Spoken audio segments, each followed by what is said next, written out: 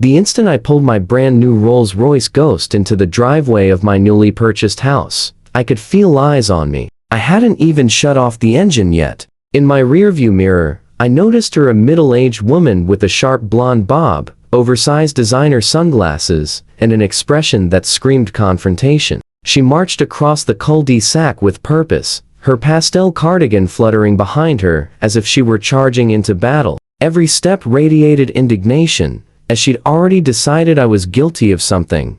"Excuse me," she yelled, loud enough for her voice to pierce the closed windows of my car. "Who are you? And what do you think you're doing with that vehicle?" I stepped out slowly, keys still in my hand, keeping my tone even. "Hello, I'm Jason. I just bought the house at 1542. I'm moving in today." She looked me up and down with open disbelief, her gaze lingering on my jeans and plain button-up shirt. Apparently, nothing about me matched her mental image of a Rolls-Royce owner. "That can't be right," she snapped, crossing her arms. "The Millers sold to a young professional. You look like you just finished high school." "I'm actually 21, I replied politely. "And yes, I bought the Miller house last month. The sale just finalized."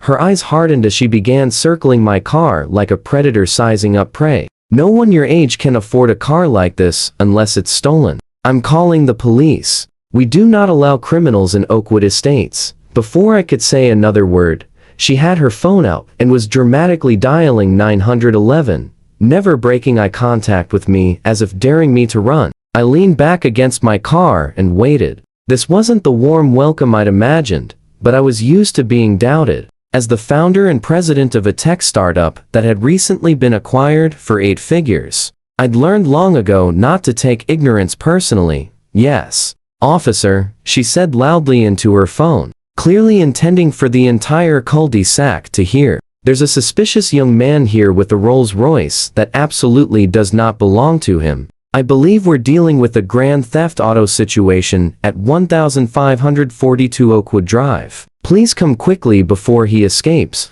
I exhaled slowly and pulled out my phone, sending a brief message to my assistant explaining the delay. It was already clear that this move-in day was not going according to plan. When she ended the call, she looked at me with a victorious grin. "The police will be here shortly," she said. "I suggest you stay right where you are."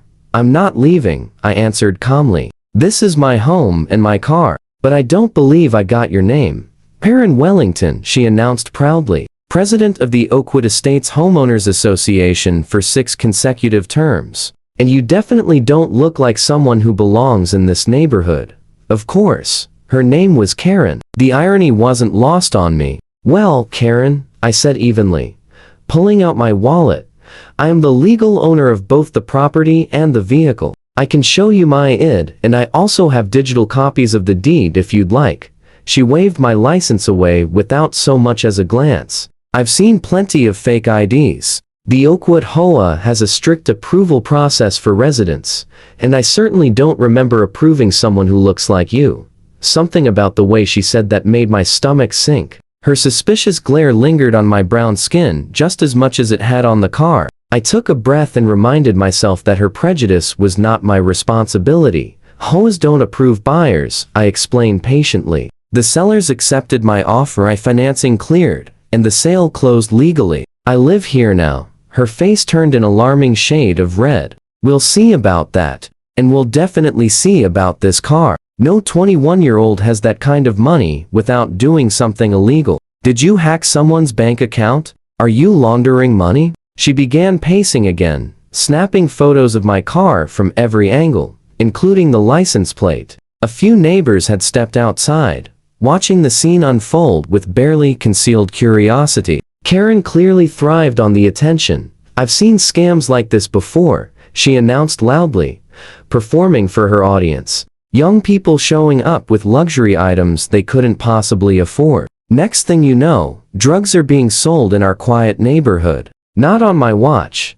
I opened the glove compartment and pulled out my registration and insurance papers. "Karen, I'm a tech entrepreneur. My company was acquired last year. This car was legally purchased from Beverly Hills Auto Gallery 3 months ago. The documents prove it." She squinted at the papers but refused to take them. Please? Documents are easy to fake. My nephew works in cybersecurity. He warns me about criminals like you all the time.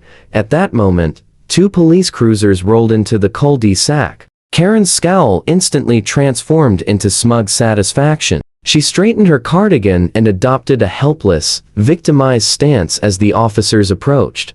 "Oh, thank goodness you're here," she said breathlessly, rushing toward them. "I caught this young man red-handed with a stolen luxury vehicle. He's claiming he lives here," Karen continued sharply. "But I'm the HOA president, and I know every legitimate resident in this neighborhood." The 2 officers approached carefully. One was older, with a salt and pepper mustache and a measured demeanor. The other was younger, clean-shaven, and alert. The older officer spoke first, directing his attention to me. "Sir, we received a report about a possibly stolen vehicle. May I see your driver's license and registration?" "Of course, officer," I said, handing over the documents I had already prepared. "My name is Jason Chen. I just closed on this house and was moving in today when this woman accused me of stealing my own car." The younger officer reviewed my paperwork while his partner surveyed the scene. Karen stood nearby, unable to stay silent. "That identification is obviously fake," she insisted. "I've been the HOA president for 6 years. I personally review every new homeowner application. Someone like him would never be approved. And that car, that's a $300,000 vehicle. He's barely old enough to drink." The older officer lifted an eyebrow at her remarks, but kept his voice calm. "Ma'am, please step back and allow us to handle this." Meanwhile, the younger officer had already begun running my information through their system. He walked over to his partner and spoke quietly, though I could still hear every word. "Everything checks out. The vehicle is registered to him. No issues. Insurance is valid. The deed transfer for the house was recorded with the county last month." Karen must have heard it too, because her tone turned frantic. "That's impossible. Run it again. He must have hacked something. People like him don't own cars like that." The emphasis she placed on people like him didn't go unnoticed. The older officer turned to her, his expression noticeably colder. "Ma'am, what exactly do you mean by people like him?" Karen hesitated briefly, then regrouped. "Young people, 21-year-olds. They don't drive Rolls-Royces unless something illegal is going on. I'm just trying to protect our neighborhood's safety and property values." At that moment, a neighbor from across the street walked over. He was an older man, with silver hair and a kind face. "Officers, I'm sorry to interrupt," he said, "but you might want to see this." He held up his phone. My doorbell camera recorded this entire incident. I was watching the live feed from my office when I heard the shouting. For the first time, Karen's confident expression cracked. "I can email you the footage," the neighbor added, "including the parts where Mrs. Wellington used some rather troubling language before you arrived." "What language would that be?" the younger officer asked. The neighbor glanced at me uncomfortably. She said, and I quote, "We don't need his kind lowering our property values," and that she would personally make sure he was removed from the neighborhood one way or another. There was more, but I'd rather not repeat it out loud. The color drained from Karen's face. "That's being taken completely out of context," she protested. "I was only expressing concern about maintaining community standards." The older officer turned back to me. "Sir, everything appears to be in order. I apologize for the inconvenience." He returned my license and registration. "You're free to continue moving into your new home." Then he faced Karen, his tone firm. "Mrs. Wellington, may I speak with you privately for a moment?" As they stepped aside, Karen's gestures became increasingly frantic. The younger officer stayed near me, offering another apology for disrupting my move-in day. "No problem, officer," I replied. "I understand you were just responding to a call."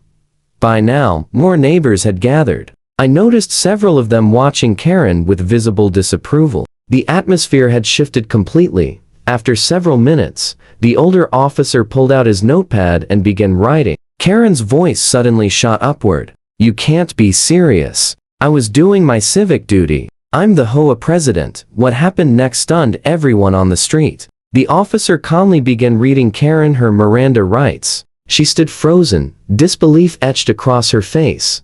Karen Wellington, he said evenly, you are being placed under arrest for filing a false police report and for verbal harassment with discriminatory intent. Both are misdemeanors under state law. This is outrageous. Karen screamed as the officer guided her toward the patrol car. I was protecting our community. This is reverse discrimination. I'll have your badge for this. Her protest grew louder as reality set in. I didn't mean anything by it. I was just being careful. You can't arrest someone for being cautious. The neighborhood watched in stunned silence as the woman who had ruled Oakwood Estates through intimidation and petty enforcement for years was placed into the back of a police cruiser. Her final words before the door shut were, "This is a misunderstanding. Call my attorney." A week later, I received an official letter from the Oakwood Estates Homeowners Association. Karen had been immediately suspended pending an emergency vote. That meeting resulted in her permanent removal from the board by a unanimous decision of 27-0. She also faced legal consequences, a $5,000 fine for filing a false police report, and mandatory community service. According to neighborhood gossip, her real estate firm placed her on administrative leave after multiple clients requested not to work with her. When I later ran into her at a local grocery store, her once dominant presence was gone. She avoided eye contact entirely, her face turning red as she abandoned her shopping cart and hurried out of the store. The neighborhood tyrant's reign had ended because of her own actions. And the stunned look she wore as she fled told me she still couldn't comprehend how completely her authority had collapsed.